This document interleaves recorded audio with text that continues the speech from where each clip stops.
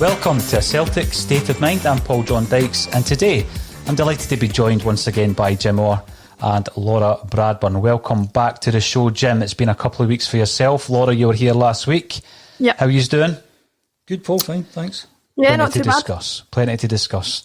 Now, it's been a couple of weeks, Jim. I'm going to start with yourself. So, what changed? What's changed, if anything, in your mind? Because a couple of weeks ago, you were quite fixed in your view that everything had to change, and that included the manager. We're now a couple of days away from creating a world record, a quadruple treble, and a lot of Celtic fans, I think, have relaxed their views slightly. Others are saying, why are you still talking about the manager?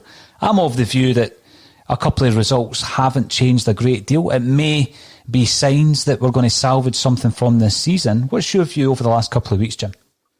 I think things haven't changed at all. That's my big concern. I think over the last 2 weeks, there's been quite a number of things happened. If I go back 2 weeks, it was the Trust Zoom meeting, which was really interesting. Mm-hmm. You then had the statement from the club, which was shocking, appalling, atrocious. And I'll come on to that in a minute. With the Lille game on the Thursday, and there were some positives to take from that. There was the planned Sunday protest, which I thought was a bit bizarre again. There was Kilmarnock game, some positives and negatives. There was the AGM, bonkers, absolutely bonkers. But if I go back to the statement was the thing that really annoyed me. Because I don't mind the boards telling you half-truths or spinning stuff. But it was so patronising, so patronising. And I brought it along because I would forget what it said. And the kind of subtext was basically, we don't think the manager's doing a good job. We're not going to get rid of him. We don't have anyone else to come in. So we're going to stick with him. And we'll have a chat in a few weeks. And then we'll see what happens next. Mm-hmm. And if you saw the AGM on Monday there, Ian Bankier, what a performance he put in. Did you see it? I was watching the live text, Jim, because we had a broadcast on at the same time. Every 2 minutes, hello, my name's Ian Bankier, drink of water, put it down. And today we're going to drink of water, so on and so forth. But the point from last week, well, what he actually said in that meeting is that what was good about Peter Law, he makes decisions. Well, he didn't make a decision a week past on Tuesday with that statement. Mm-hmm. But the line that got me, and I've been on a few weeks now, and I think after the Sparta Prague game, Neil Lennon did his post-match interview, and you just zoomed on in the word culture. What's all that about? How can he say the word culture? And you have to be careful of the words you actually use. Mm-hmm. And the line from the statement, they said, basically, we're going to keep Neil. But also said that equally important is to continue to operate according to our club's values. Values. What does that mean? What does values mean? Because to me, what annoyed the hell out of me about this, it was so patronising. Patronising me, you, Laura, the 54,000 season ticket holders, and however many Celtic fans are in the worldwide. Patronising. Mm-hmm. Values. Because if you go back a number of years, the club spent maybe about a decade of being cheated. Another club didn't submit documentation to the SFA. Where was the values there? I know. Where were you standing up? And the same club didn't take tax off the players. And we lost out in buying players because they weren't taking tax off players. And Glasgow's a village. Glasgow's a small place. You know, they would have known that. Mm-hmm. So where was the values there? Patronising Peter. Yeah, where was the values there? Nothing happened. And if you want to talk about values, the guy who had values, Fergus McCann. And if Fergus McCann had been in charge back there, he'd have nipped that in the bud straight away, because he was someone who stood up for the values. And the ironic thing is that Fergus McCann saved Celtic, and if he was in charge, he would have saved Rangers, because he'd have nipped that in the bud straight away, and they wouldn't have gone 10 years accumulating all that tax liability. He'd have just zoomed in there, the way he dealt with Jim Farry. He was into the SFA, says to Farry, what's happening here? Not right, not right, not right. You're out the door. Mm-hmm. And that's what would have happened back in 2000, whatever it was, 2004. He'd have walked in and said, you're not on. What's the rules? You haven't registered these players? What does that mean? 3-0 defeats? What does that mean? They get relegated? Now, this is not me making things up. This stuff came out in a court of law. So where were our board, our chief executive back then? Mm-hmm. They were sitting in their hands at the back of the bus, waving to the front. Where's your values there? They don't exist. And then if you fast forward to 2012 and Resolution 12, I know that's been done to death, but it should be done to death. And I know there's people who don't know what Resolution 12 is. But basically, the same club had a tax liability for 10 years. Mm-hmm. Didn't pay it. And UEFA say, if you've got a tax liability, you're not allowed into the competitions. And our board must have known that. What did they do? Sat in their hands, back of the bus, nothing. So don't patronise when you talk about values. And to add insult to injury, a group of supporters for the past 7 years have tried to do the job of the club. And the club have ignored them and patronised them and kicked all this stuff down the road. And then the ultimate insult, AGM on Monday there, what do we think of this? There's nothing to see, 99%, it's out the door, beat it. Mm-hmm.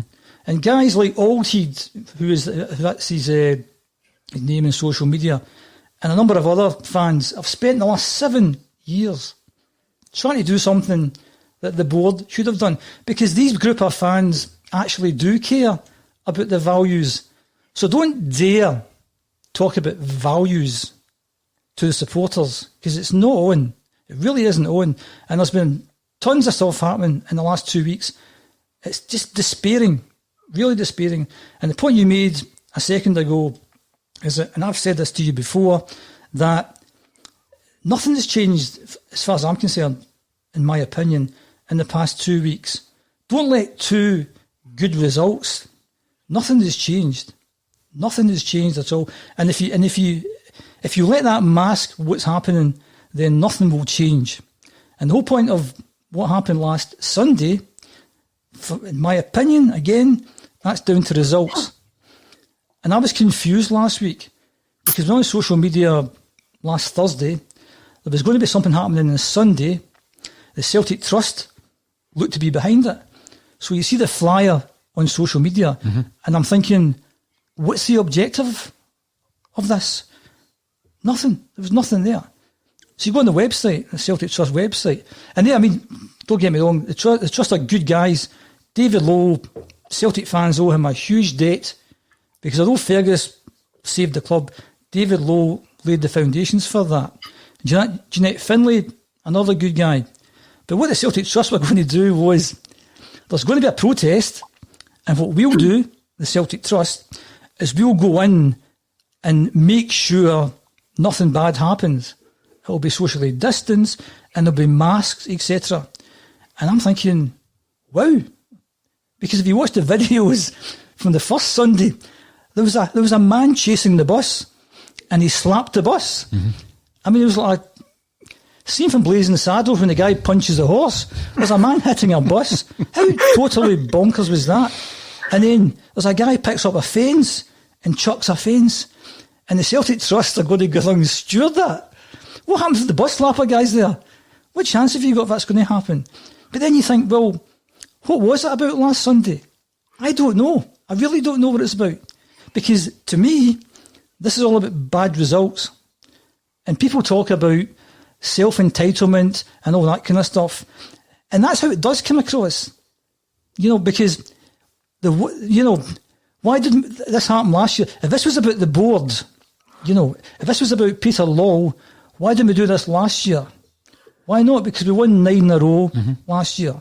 And if we were 13 points clear at the moment, if we'd won a Europa League group, if we'd been undefeated, none of this would be happening.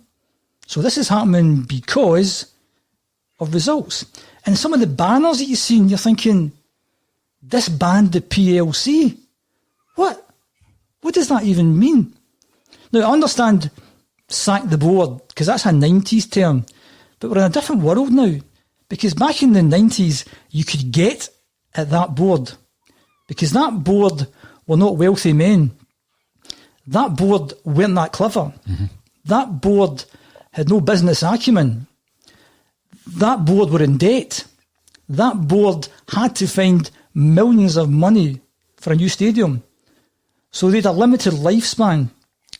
And we did the whole Save Our Celts thing in 1990, when it was only 2 in a row for Rangers, and people are saying, don't be daft.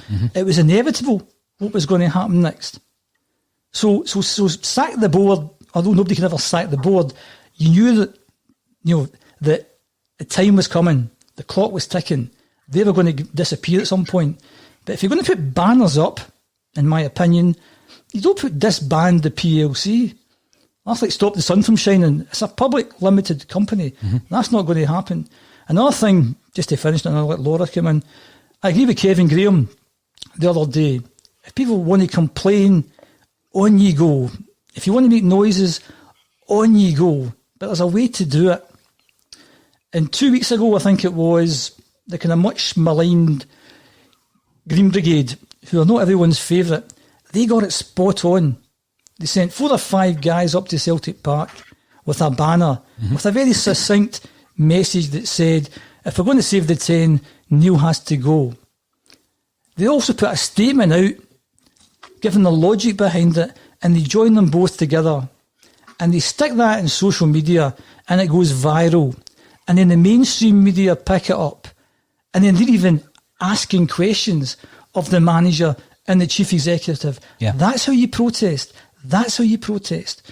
And the thing also that annoyed me with having the same view as Kevin, absolutely fine to complain, but not in the middle of a pandemic, not when people are dying. And what I found a bit disturbing last week, although when I first saw it, I thought this is good. Because when the bus came in with the players and the fans started singing, maybe a few hundred Celtic fans, Celtic, whoa, ho, ho, ho, blah, blah, blah. And Shane Duffy, apparently the hairs in his neck were standing. And I thought, that's really good because, these guys haven't been able to do that since March. That's really good. And then I thought, oh, no, that's not a good thing to do. Because every other club can now do that. And I saw something the other day saying, for the cup final, Hampden, let's do the same thing. In the middle of a pandemic. No for me. By all means, complain and make your points, but there's a way to do it. And the Green Brigade, for me, got it spot on. And just to end this, and to let Laura in, is that in the Zoom meeting 2 weeks ago, a young guy, forget his name, part of the GB, part of Green Brigade. I mean, he looked about 12. Everyone to me looks about 12, but he was brilliant. And what he said is the GB met with Peter Law, and they asked a question about added value on the season ticket. Yeah. And Peter Law turned in and said, the added value is putting a winning team in the park. Patronising. Laura, over to you. Well, I love hearing from yourself, Jim, because you obviously lived through the sack the board days in the 90s. You were so concerned about it from, a financial aspect and where the club were going, that you were pivotal in setting up a campaign, a movement, a street movement, Save Our Celts, which, came before Celts for Change, because you'd seen it fairly early doors. So I always like to get your view on where we are now, because it's a completely different situation. And what David said last Friday, when Laura was on last Friday, David Lowe, was that the club are very well run. You've just got to look at how stable the club is going to be, even after this period of time where there's clubs staring down the barrel of the gun all over the country. And that's fine. So when you're saying sack the board, I think what we need is we need to be more succinct in what it is the Celtic fan base want. But one of the biggest interesting points that you continually make, for me, is how a couple of results, and this was something that you experienced in the early 90s, Jim, the momentum of your movement would slow down if Celtic signed a particular player. There was actually one particular week where we had a public meeting, 400 people in there, the media were all there, Brian Dempsey were all there, bit of momentum, and then we beat Rangers twice in a week, and that everything's okay now. And everything's not okay just now, you know. And the thing about what happened last Sunday, when people took to the streets 10, 20, 30 years ago, they had a chant. What do we want? Something. And when do we want it? Now. Do you know what the something was last Sunday? I don't. What do we want? Rid of Neil Lennon? Rid of the chief executive? Get rid of the PLC? What was the thing that said, what do we want? This. And that's the bit that, as I said, I don't mind people complaining. Absolutely fine. I have concerns of public people getting together in large numbers. I don't think that's a good look. I don't think it's a good look. And if other teams start to do the same things, who can blame them? You know, so I'm not sure what the big thing was, but what I said 2 weeks ago, or whenever I was last on, was that we had to change the manager. And I wouldn't bore you with the logic again, because I said the logic before. There came a tipping point. And for me, once you pass the tipping point, I don't blame the manager anymore. I blame the chief executive, because the Hibs game was a tipping point for me. So what came after that, Sparta Prague, Ross County, Milan, St Johnstone, that's the chief executive's fault, because he could have changed it. And what he should have done after the Hibs game, to try and save a bit of face, he should have said, Neil Lennon's a legend at this club, and he came in, whenever it was, 19, 20 months ago, in our hour of need, and got us over the line, and got us the 8 in a row, and got us the treble, and he was our man. We believed he was the man. Last year, he made it 9 in a row. He won the League Cup. He won the Europa League section with games to spare, beat Lazio home and away, got us into the Scottish Cup final. The man's a legend. But for some reason, it's not worked out this season. And we think it's best at this point in time, maybe to go in a different direction. And we thank Neil for all his work he's done. And then Neil can sail off into the sunset. A hero, a legend. And all you then say is that the current coaching staff will look after the team until the new manager is appointed. And that way, you save face. Neil's a legend. And everyone would agree Neil's a legend. And everyone would have wanted Neil Lennon to have secured the 10. Right? But what I'm not going to play is kind of hindsight games. You go back and say, we should have done this and should have done that. He was given a lot of money. He was given players to add to the squad he had last time. Where we are just now, it's his fault. And I'm also not going to buy all the stuff that talks about John Kennedy, because he's your favourite, and Gavin Strachan, etc. If you're the manager, whether it's a football club or you're running a car sales showroom, whoever reports to you, that's your call. So if John Kennedy is not performing to a level that Neil Lennon is happy with, then Neil Lennon should get rid of John Kennedy. So if you think John Kennedy is not doing a good job, that's Neil Lennon's job for letting him be there. That's my view. No, I don't disagree with that. And you know my thoughts on the situation with the coaching staff. The snood guy. Aye, the snood and the snooze. Now, Laura. Yeah. Welcome back. Thank you. You've been waiting patiently, listening to Jim's views on the last couple of weeks, and I think one of the biggest things I would take from it is this patronisation, the lack of communication I've been very critical of in the past. What was your views on the AGM and the way that Peter Lawwell was basically saying that, you know, we are good at communicating? I mean, look at our SLO, and that isn't a dig at JP Taylor, because I've got a lot of respect for JP. I think he does a great job. But you can't just say we communicate well because we've got a good SLO. Yeah, I mean, well, first of all, apologies if my camera cuts out. I'm wrestling with some new tech here, so if it cuts out while I'm talking, I'll keep talking. But if you want to talk about patronising, if you want to talk about ignoring the wishes of the fans, if you want to talk about showing a lack of ambition, it goes a lot further back than the AGM this week. It goes back to the day after the Scottish Cup final last season when they came straight out and said Neil Lennon is Celtic manager. Neil Lennon's, that's the choice we're going with, we're keeping him. And to show such a lack of ambition to follow up a manager of the calibre of Brendan Rodgers, with all due respect to Neil, who's had his shot, didn't leave on the best of terms for whatever reason. It just shows a lack of acknowledgement that to take the club forward, you need people of a certain calibre to take the club forward. To pick up on the AGM statements that Peter Lawwell made, I mean, as somebody who, I get there's a lot wrong with social media, I get there's a lot of hyperbole on social media, I get that there's a lot of hysteria, but for Peter Lawwell to come out and say that particularly the reaction of fans on social media is over the top about what's happened in the last few weeks, it's two things. One, it's just not true. Now, there have been some over the top reactions, as there are in all circles. I think some of the reaction of the fans that turned up at the stadium after the Ross County game was certainly over the top. I don't think anybody with a reasonable mind condones it. Some of the things that are said on social media are not condonable, but for the majority, I'm steeped in all this stuff with Twitter and all that kind of thing.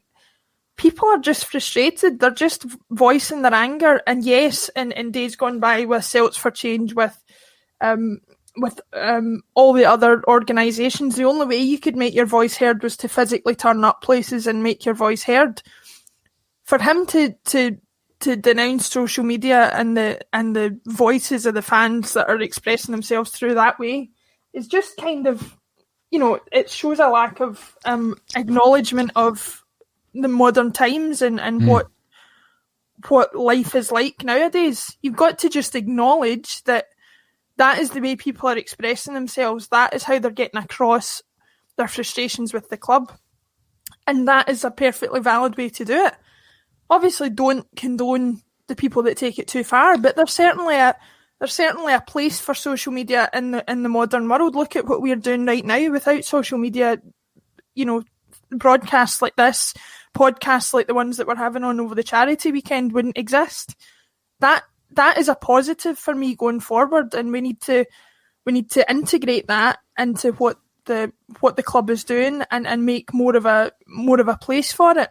To pick up as well on the overall patronising tone. I mean, you and Jim have been obviously around a lot longer than I have in terms of Celtic support.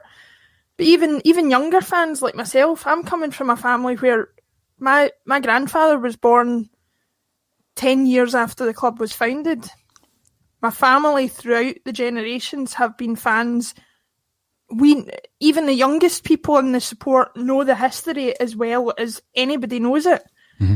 So please don't have a bunch of businessmen come out and tell us that we need to remember the values of the club. We know the values of the club. We are the values of the club.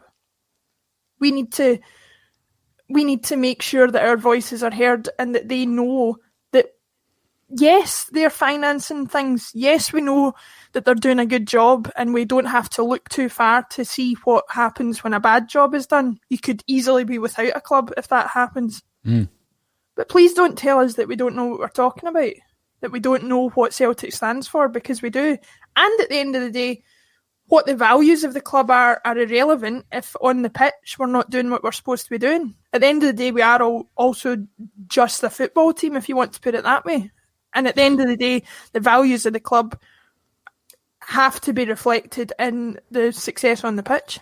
It certainly does. It certainly does. And I think Jim made a great point, Laura, that you've reiterated there in terms of the values, Jim. You can't, on the one hand, say that the fans aren't living the values when, in actual fact, it goes much deeper than that when things like, unpaid taxes are being ignored. The 5-way agreement is in place, but Peter Lawwell's never seen it. I mean, if you want to talk about patronising, in the 2019 AGM, he claimed that he's never seen the 5-way agreement, which was copied into Eric Riley. So when you're talking about values, is it part of the values just to lie to your fan base or to your shareholders? I think words, as you'll know only too well, are very important. And that's why you pounced on culture. Because it's dead easy to say something. So your question to Neil Lennon would have been, do you want to expand on that? Do you want to explain that? And when the chief executive uses a word like values, do you want to tell us what that means? Do you want to expand on that? Do you want to explain that? But obviously don't do that. And the AGM you're not expecting anything from it. I mean, my expectations are really low. We've had this chat before about if you've got high expectations for certain things, you'll be disappointed because the expectations are too high. What did I expect from Monday? Nothing. What did I expect them to do? I expected them to kick out the Resolution 12/11 guys. Mm-hmm. And for the guys who've spent all that time, 7 years of their life, and I've only recently seen some of the stuff that they did, and they were painstakingly trying to word things to make sure that it complied with this, that and the other, and a ridiculous amount of time just to be ignored. And see if the vote was maybe 60-40, you'd have said, well, that was unlucky. 99% not interested. Not interested just in the slightest. Really, really shocking. Mm-hmm. No, I know. And just to pick up on that as well, I mean, I've heard a lot of people on the podcast and on various other sources that I listen to saying we need more communication from the club. We need more conversation. We need more. At this point, I don't want any more communication from the club. They have made their position very clear. I just want they've made their attitude towards the fans' dissatisfaction very clear. I wouldn't care if they didn't put out another statement for the rest of the season. I just want them to make the decisions that bring back the success on the pitch that we have all seen is deteriorating rapidly. But they're so out of touch, and that's the thing. 2 examples. I think it was last week when I went on about the email that we all got last Friday about Celtic merchandise with the heading for the Celtic store where supporters support. And you think, how mad is that? And then I've seen something in the social media. Natasha posted that. They get some sort of mini hamper. Mm. Did you get a mini hamper, Paul? Laura? No, I didn't. No, did I. And you're thinking, how ridiculous is that? Somebody decided, here's a good idea. Let's send people, but only some people, a hamper. How mad is that? How totally and utterly mad is that? Somebody said, here's a good idea. What if Natasha gives you a oatcakes, though, from that hamper, Jim? Will you be happy? Absolutely. We could maybe arrange that. The point is that somebody said this was a good idea, and somebody rubber stamped it. Somebody thought it was a good idea to say the Celtic store where supporters support was a good idea. I mean, it's unbelievable how insensitive they are, mm-hmm. patronising they are. So who makes those decisions? Ultimately, it goes up to the top. But moving off at a tangent here in terms of what's been going on the park, and if I jump back to the Leo game, yeah, and people were encouraged by that, I was just totally frustrated watching that game. Because when I first came on the podcast, when you first asked me on the podcast 10 weeks ago, the week before we played AC Milan the first game, before the Glasgow derby, and I was saying that in any other year, Europe's a big thing. That's how you measure yourself. Beating Lazio compared to beating Hamilton, no contest. But this is the year, or was the year, of the 10. So what we had to do was to try and do everything we could to try and win that 10. Not have anything that's going to impact on it. The least risk as possible. And I said something at the time, and the comments were saying, who's this idiot talking rubbish? Yeah. And what I said at the time was, don't forget Europe, mm-hmm. but we've got a squad of 28 first-team players. And to quote a bumbling idiot, they should be oven ready to come into the team. It might not be your top men, might not be your star men. So what we should have done, we should have taken Eddie out of the equation, Calmack, Christie, Bruni, Ayer, maybe Barkas at the time because he was the goalie. Because if you play European football, you might get COVID, you might get injured, and you'll definitely be fatigued. And the most important games were going to be on the Sunday. So don't do that. Don't play these guys. Who do you play instead? Dembele, Connell, Turnbull, Sorrow, Hazard. I even thought of Hazard at the time. And what would that have done? It would have given you a chance to see if these guys can hack it against AC Milan. And if they could hack it against AC Milan, then you've no problem playing them against Hibs, St Johnstone, never mind Hamilton Accies. And the reason these guys, Turnbull and Sorrow, didn't play, I think, in my opinion, is the manager wasn't confident they could have done a job. But imagine if Sorrow and Turnbull in particular were thrown in against AC Milan 10 weeks ago and played the way they played against Lille. We had a Glasgow derby the following week. Yeah. You'd have been confident throwing them in there.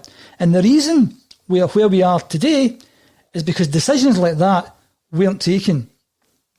And that's why we're in the state we're in just now.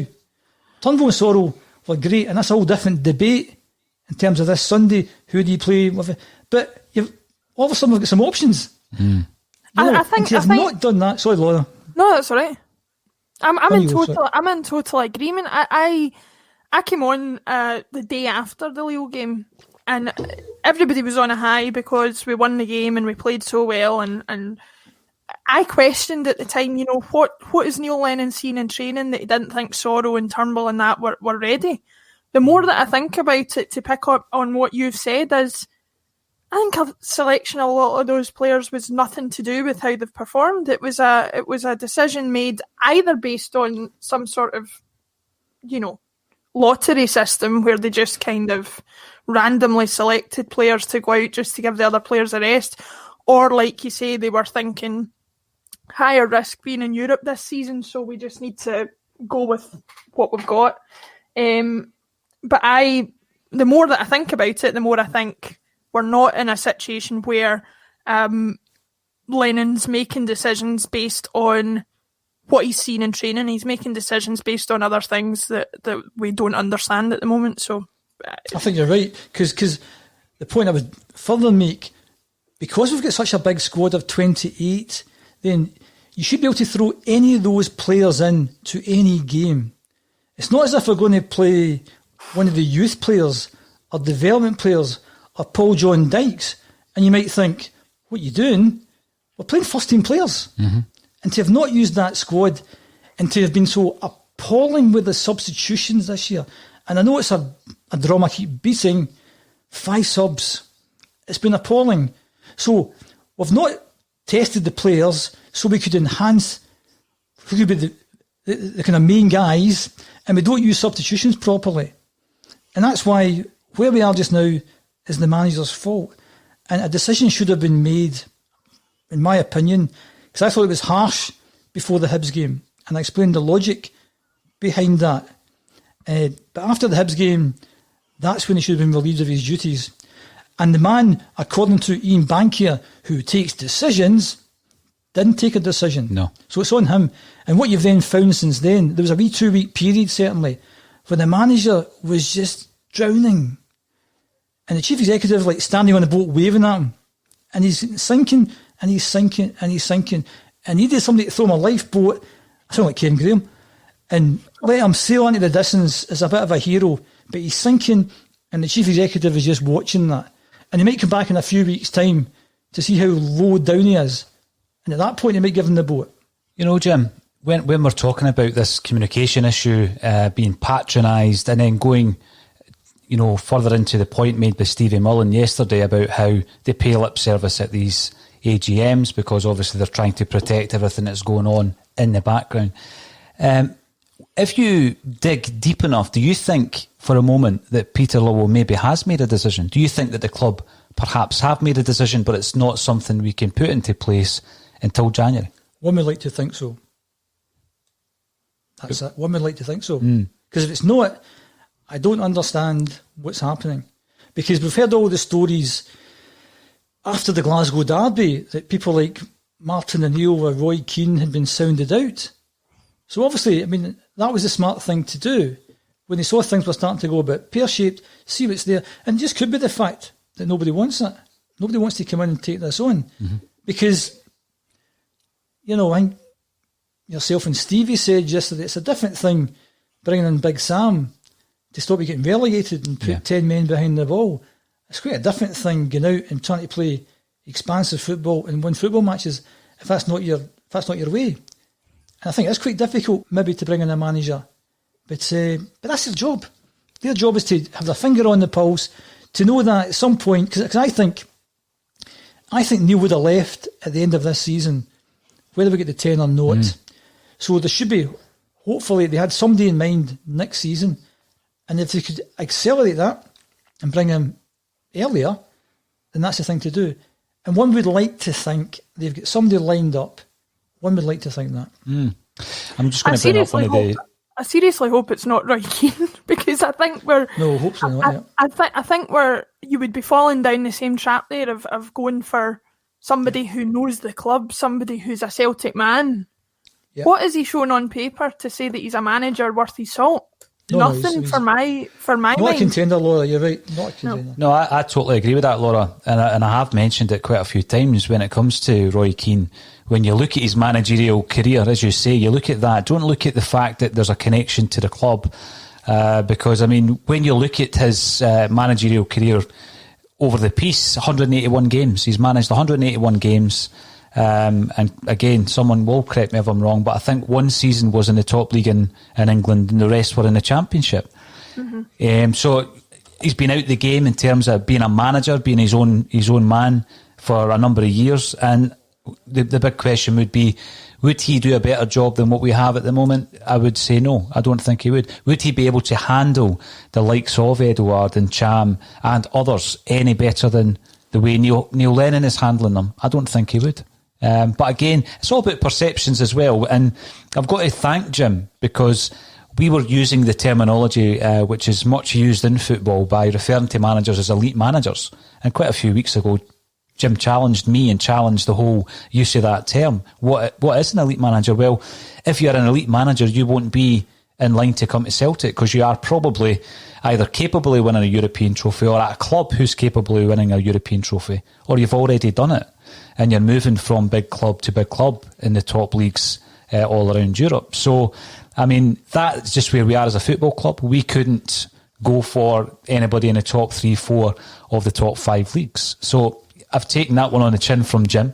But the management question, again, people are saying, we've won a couple of games, let's concentrate on the Scottish Cup final. It goes back to the point Jim made. But one thing I do need to bring up here, it's coming through from YouTube, from Charles Broadfoot, values, shoot the board. Well, you know, I think what you're seeing with that particular banner is one person, a tiny minority, because we're going back to this weekend, Laura. You've already brought up the quadruple treble weekend. And I use that term. I'm not taking it for granted that we're going to win it. I sincerely hope that we do.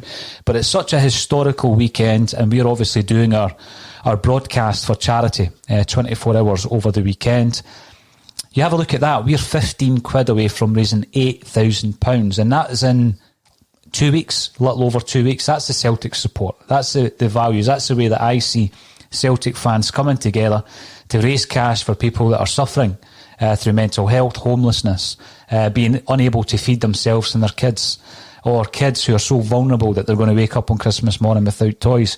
And Celtic supporters, largely, have come together to raise that level of cash. So for me, you can't use one banner that says shoot the board on it and say that's your Celtic mentality or that's the values of the Celtic fan base. I think you look at something like this weekend and you see a much broader view of what the Celtic support is all about. And again, that allowed me to mention the quadruple treble. There is a link underneath this video.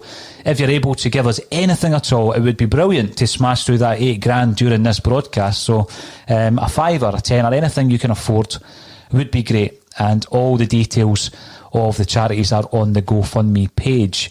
it does bring us up to this weekend. I've seen a couple of reports, bizarrely enough, asking, is it all that important? Is it a big achievement? A quadruple treble? You know, this is the mainstream media asking that question. And, you know, I did get a really interesting message through Twitter from John Donnelly, who's unable to join us live, or he would probably comment, talking about getting taken to the 1965 Scottish Cup final. And Laura, believe it or not, I'm not old enough to have gone to that one. But at that time, Celtic had not won a trophy since 1957. And, you know, there was no guarantee up against a great Dunfermline side, which ironically had been built by Jockstein, and they were still enjoying great success. And we won the game 3-2, we won the cup. Big Billy's famous header set us on our way, and the greatness started. That was the start of the great journey of the 60s and 70s. But when people have obviously lived through that, or lived through the period that Jim refers to in the 1990s, you do have that, you know, you check yourself often when you're going through a period of success, and you remind yourself of, you know, the club being saved in the early 90s, Jim, or us really trying to push the boat out to win one league championship to prevent Rangers from winning the 10 during Wim Janssen's years. So I don't think Celtic fans are entitled. I think that us with memories of days gone by certainly are not entitled. We just don't want those days to return. But also the quadruple treble, the achievement of that. All you need to do is you look at this season, you look at the League Cup, we're out. We're going through a terrible run of form. Ross County beat us fair and square and beat us well. So we're out that tournament. And people automatically think, well, there's Steven Gerrard. He's going to win his first trophy. That's how difficult it is to win one trophy. Never mind 12 in a row. You know, this is an incredible weekend, potentially. A historical weekend where Celtic are not only breaking their own club's records, they're breaking world records. Potentially, I say. So let's have a wee look at that, Laura, and let's have a chat about the kind of messages, again, that are coming out of Celtic Park around who we're going to be playing. I would like to ask the question, does Neil Lennon have it in his locker where he's maybe thrown these out there, i.e. Scott Brown is likely to play? There's even a suggestion that Lee Griffiths might start. What's your thoughts on this Sunday, having seen the impact of Soro, Turnbull and Hazard particularly? Well, it's kind of rubbing me up the wrong way. I swear to God, this camera just hears me talking and switches Every off. time you start chatting. We can still hear you though. I think the problem is that I heard, I think it might have been Stevie, I'll apologise to Stevie if it wasn't him, say, you know, that Scott Brown, if he can't get up for a Scottish Cup final against Hearts, then what can he get up for? Same with Lee Griffiths, because they've get Hibs in their you know, in their blood and whatever. If the team you're playing makes a difference to your ability to get up for a Scottish Cup final, then I don't know that that's grounds for you to be selected. You should be selecting people who are just want to play in a Scottish Cup final because it's a Scottish Cup final. And even more than that, relying on anything other than recent performance to select a team, to me, is a recipe for disaster. So you have to...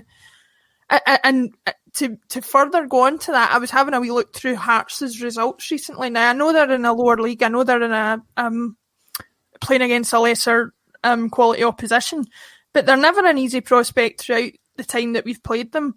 I've looked at their results. They are free scoring in the division below. They've scored 6 twice this season. They have scored multiple goals most games, which, regardless of the quality of your opposition, you still have to have a certain way of playing football that allows you to score those goals. And given the way we've been cut open by various teams this season, I would be concerned. I wouldn't be overly confident that we're going to sweep them aside the way a lot of people seem to think we will. And the only way that we're going to have a good chance of doing that is going with a team that have put in performances against much better teams and shown that they can actually come out on top. Kilmarnock, arguably, are probably on a par with Hearts as far as levels concerned. Lille are certainly better, so why not go with a team who's beat better teams to try and overcome this one and get the treble? I think so. Again, talking about the teams under, for example, Martin O'Neill, Jim, where we had club captains who didn't always play. But, when you're thinking about the preparation for this game, and you're in a hotel the night before the game, you've got the travel to the stadium, you've then got the whole pre-match build-up, you're in the dressing room right up to kick-off. The captain's job now is as important in that period as it is than it is on the actual park, because he hasn't obviously had his best season. We all know that. We've seen it. I mean, I analyse the games as much as I'm able in terms of looking at points where they've impressed and points where they haven't. I don't go into the analytics that some of the great guys like the Huddle Breakdown and Alan Morrison and guys like that do, Jim. But when I was looking at his performance just in the recent game against Sparta Prague away in the first half, he was extremely poor. I mean, he lost 4 50-50 balls, which, that was Scott Brown's bread and butter. And from that, 2 chances, 1 goal were created. So I think Scott Brown's influence is undeniable. And even if he's not playing, that influence will still be there. But when you're looking at the impact that's been made by Turnbull and Sorrow and Hazard, and you're looking ahead to Sunday, Jim, is it a great deal of concern if Scott Brown doesn't play? Because you're still going to get everything that he brings to the team in terms of his influence, his leadership. You mentioned Martin O'Neill. What Martin O'Neill's team had structure and organisation. We don't have that just now. And that's my concern. Who's in the team depends on the structure and the shape the teams play. And I'm going to sound like repeating myself again, but we should always play with 2 up front in Scotland. Mm-hmm. We should always play with only 1 defensive midfield player. The players, at the manager's disposal means he has to play a back 4. So the team becomes 4-1-3-2, and then you start populating the teams. Whether he plays Brown or Sorrow, it's a toss-up. I think there are merits in playing one or t'other. And if no matter who he plays, if he wins the game, it's the right decision. If he doesn't win the game, whoever he plays, it's the wrong decision. For me, I would certainly play Scott Brown. It's a cup final. He's a course and distance winner. He knows what's at stake. He'll rally the troops. Sorrow's done great. But it's only 2 games he's played. If he'd have played 6 or 7 games, I'd have said he's in a rich vein of form. We can depend on him. Not that we can't depend on him on Sunday, but on balance, I would certainly go for Scott Brown. But I wouldn't be that disappointed if he played Sorrow. Mm-hmm. But if it's down to me, I'd be playing Scott Brown, and I'd be taking Sorrow aside and saying, look, son, you've been brilliant the last 2 games. And in fact, moving forward, because the 10 is the most important thing, I'd be inclined to go with Sorrow from now on. Mm-hmm. It's a one-off on Sunday. Scott Brown's done it before. Inspirational captain. He'll love a game against Hearts. It'll be a battle on Sunday. So I'd always want my captain in there. I don't think he's been as bad as people make out. I think he's won not very good games, but in the main, he's been kind of okay. And I just don't like the fact we keep playing 2 defensive midfield players. We push Callum McGregor up the pitch where he can score goals and he can make chances. And it's all about shape for me and populating the shape. And most of those ones will pick themselves. For me, there's only maybe 2 or 3 positions where you think either him or him. Yeah, I'd agree with that. I think El Yunusi's been on and off it, and if he was to drop out for one of the other players that we have in that position, Jim, it wouldn't surprise me. I'm going to bring up a point from Brian Morrison, who's commenting on Facebook. Welcome to the show, Brian. Mikey Johnson should start out left on Sunday. I've just mentioned El Yunusi in actual fact. The reason I bring this up, I do remember going right back to 95 when we beat Airdrie.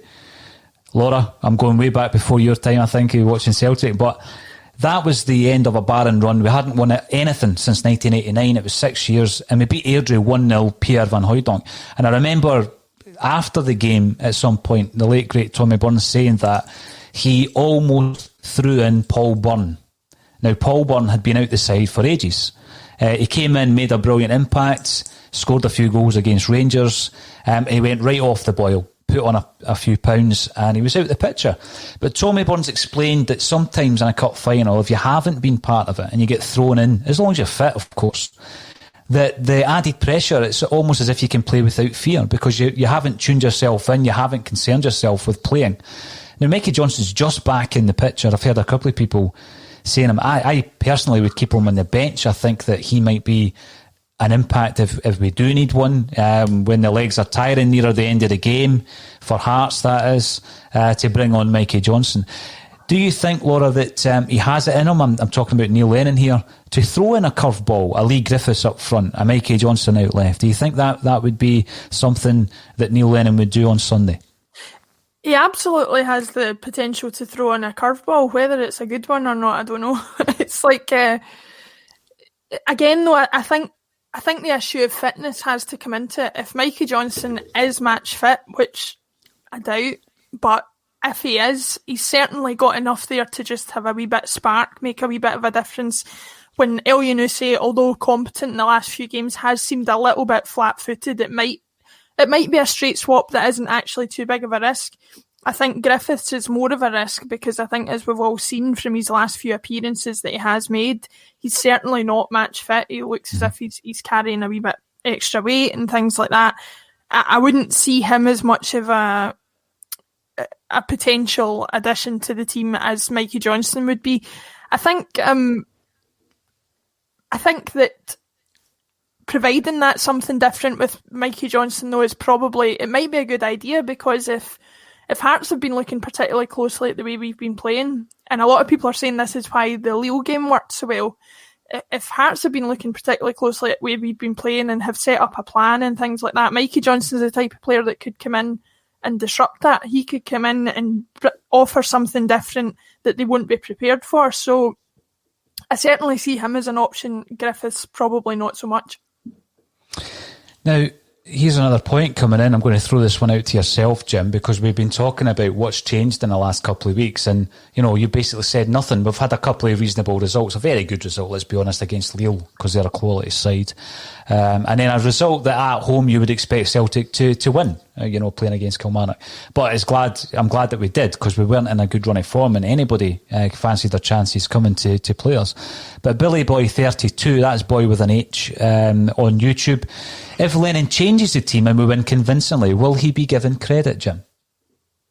Now, the reason I'm asking you that is someone did make a point during the week on the comments. I don't think I had a chance to read it out, whereby they were bigging Lenny up for playing Sorrow and Turnbull, and then the counter argument was why has he not played them before? Going back to what Laura said, he's seen them at training every day, so why has he not played them before? I mean, he'd surely be given the credit if he picks a team you're not expecting and we win the game. I've said this before, it's a results-driven business. We could go out on Sunday, play rubbish, score a last-minute winner. You get the credit because you've won the cup. And as I've said all season, we haven't played well all season. But up to the Hibs game, we'd kind of put the points on the board with one or two exceptions. So, absolutely, whoever's involved in Sunday, if we win the cup, everyone should be given thanks for doing that. But if you get 5 Celtic supporters in the same room, you're going to have 5 different views on things. And for me, the biggest issue I've had this season is one up front, because most teams can cope with that. We talked about the Kilmarnock game being a good victory. Well, we're rubbish in the first half. It was the Hibs game again. It was the St Johnstone game again. Patrick, knocked the ball about. Eddie up front on his own, not getting to the ball, because there's only one up. If you play 2 up, you move teams about. Mm-hmm. You can score goals for fun. This Celtic team will score goals for fun if you play 2 up front. And I would go with Lee, even if Lee was 5 stone overweight, I'd go with him with the first 45 minutes, because he'll turn them, even at 5 stone overweight. And he's the guy that brings the best out of Eddie. How did we win the league last year? Lee appeared in the scene, and all of a sudden, Eddie sparked into life. 2 good footballers, good movement, know what they're doing. You play 1 up front, it's easy to defend, because most teams, in this season have coped no bother. And Hearts, I'd imagine, will be thinking the same thing. Laura said, they'll be watching what we have done. Well, they play 1 up front, let them chuck balls into the box. We'll cope with that. Flood the midfield, keep it tight, nick a goal. That's how we'll win the cup. But hold on, they're playing two up front. They're moving us about. Well, that's different. I think if we play two up front on Sunday, we'll win no bother. If we play one up front, it'll be another struggle. I think you've just got to look at the performance against Hibs at Easter Road, your tipping point, Jim, whereby we're playing one up front with no width, so we're not stretching the Hibs defence at all until 71 minutes into the game, where we bring on Griffiths. There's two up front. We start stretching the back line. I still have concerns about the width in the Celtic side, in actual fact, and I think that Turnbull, with his creativity, with his delivery and his ball retention, has certainly helped that. And I don't mean he's a wide player, but he's been able to create from the centre. Mark, welcome back to the show. You're commenting on YouTube. I'm going to throw this one out to yourself, Laura. We're asking about the goalkeeper, and it's a good question, because I think, personally, I've already said Hazard should start. I think he deserves a start. I think the big difference between him and Bain and Barkas is that he's been commanding the area. It's coincided or maybe even assisted Duffy in, finding some kind of form, which, as a by-product of that, we've got Ayer out on the right, and he's performing particularly well there due to the El Hamid situation. It looks as though El Hamid's on his way out, and there's reports that Beersheva may be in for him in January. But there's been a few things happened, and it's not all down to Hazard, but obviously he has performed pretty well. How would you start in terms of your goalie on Sunday, Laura? To go back to a couple of things Jim said, he's come up with good reasons why, although Scott Brown's not had brilliant performances recently, there are reasons you would put him in, there are reasons you would put Griffiths in. I can't think of a single reason you would put Barkas or Bain in, but I can think of a number of reasons you would put Hazard in. Like you say, he's commanding, he seems to organise the defence in situations where they haven't been organised by the other two goalkeepers. He seems to have a bit of a confidence and command that you would need. I don't think he would be fazed by the occasion. Again, this is all very kind of grand statements to be making about somebody we've only seen a couple of performances from, but you can only go on what you've seen, and I think I've seen enough to say he should be in. I would be concerned, and I would feel much more nervous, put it that way, if Barkas or Bain was in goal than if Hazard was in goal, which is a big statement to make for somebody who's made only 2 senior appearances, but that's just the way I feel about it. So, What's your thoughts, Jim? We talk a lot. I think Laura summed it up really well. Two things come to mind. The kind of people looking at Hazard and thinking, yeah, he looks okay. I think he's done okay. I don't think he's done anything spectacular. He's been okay for me. So I'm not sure about this kind of loving. I think the 3 goalkeepers are much of a muchness. I think what will be interesting on Sunday, because we talked in the past, is who signed Barkas. Now, if Neil Lennon has signed Barkas, then Barkas should play on Sunday. He should be taking Barkas aside to say, you're my number one. That's why I paid £5 million for you. The season starts now for you. Let's go and win the Scottish Cup. And I say to Hazard, you've been great the last 2 games, son. We'll try and get you more games. Here's a new contract, but I need to go with my number one. If that happens, that's because Neil Lennon signed Barkas. If Conor Hazard plays, I think Barkas is finished. I think that says to me, maybe Neil Lennon didn't sign Barkas.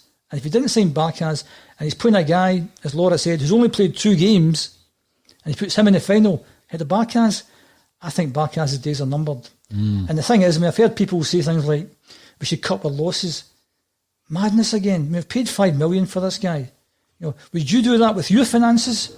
You go out and buy a car for 10 grand, keep it for a few months, and you think, it's maybe not the car I wanted. And your mate says, cut your losses, sell it for 5. No, you wouldn't sell it for 5. You would hang on to it and get the best use of it possible. And if we start doing stuff like that, we'll end up like another team.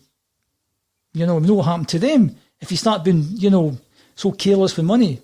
So we don't really know who signed. The other thing that fascinates me, off at a tangent again, is how do you sign players? How did the Barkas signing come about? Who gets involved and at what stage? When you need a goalkeeper, is it Nick Hammond who recommends certain players? How do you recommend those players? What's the criteria? Who decides how much we can pay in terms of a transfer fee, in terms of wages? Is that Peter Law? Does Neil Lennon have the ultimate decision? Do they form a huddle? How does that work out? And who takes ultimate responsibility to say, that was my signing?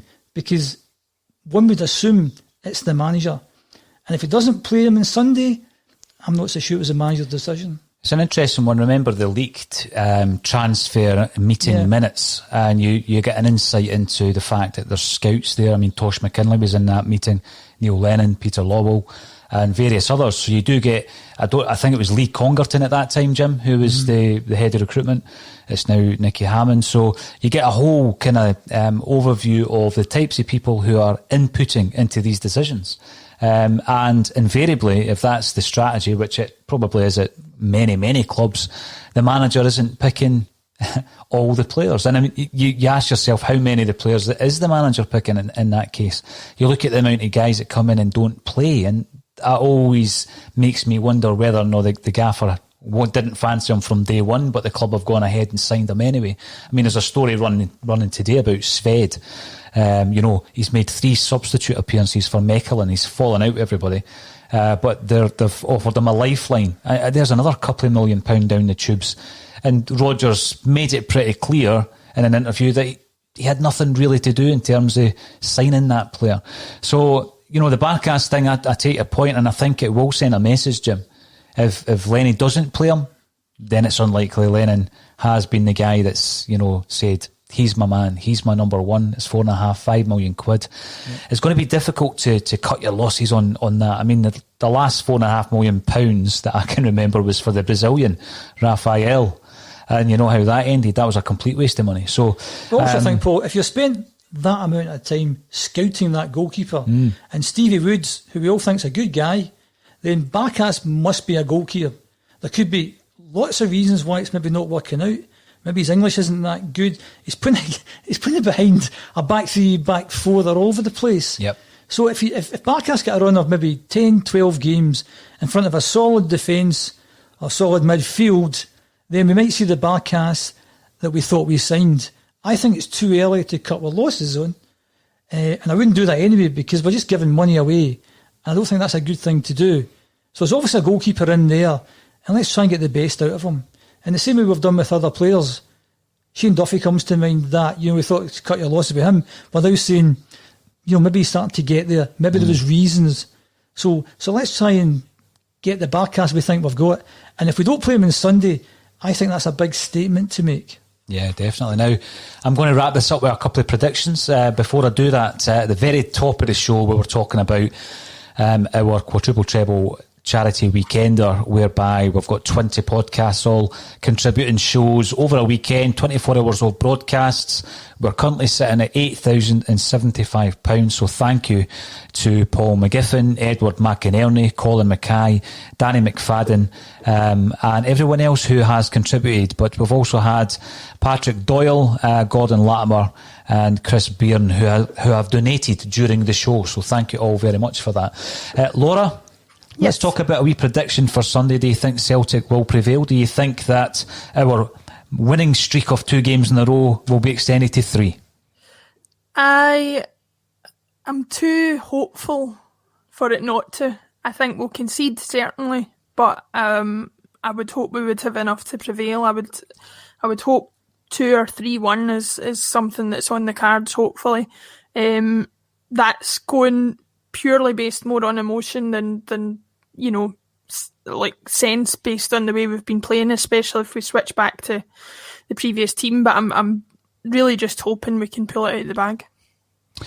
He is hoping. Now, Jim, you've had a look at obviously the form in the last couple of weeks. Who knows until 1 o'clock or so who Neil Lennon's going to pick for his starting lineup. But how do you see the game going, even before we know whether or not the likes of Brown or Barkas or others are going to be featuring? If he plays the right team, we win fairly easily, 3 or 4-0, I think. If he plays the wrong team, we'll have the usual performance and the usual result with it. We might scrape it 2-1, something like that. It depends on the team he puts out. At the expense of repeating myself again, play 2 up front, go for it, score goals, put your marker down, win the game. Brilliant. I'm looking forward to covering that. Laura, you're going to be part of the team on Sunday. I look forward to speaking to you again. New tech, when it's working well. So fantastic. And we will catch up with everyone else later on this afternoon, actually. We've got Tony Haggerty coming back in for a wee chat. So we'll be chatting to Tony about where we are now compared to where we were when we last spoke to Tony Haggerty, who's just written a book, and we'll be talking about that as well. But all that's left for me to say is thank you, Laura Bradburn, and thank you, Jim Orr, for joining me on A Celtic State of Mind. Cheers, Paul.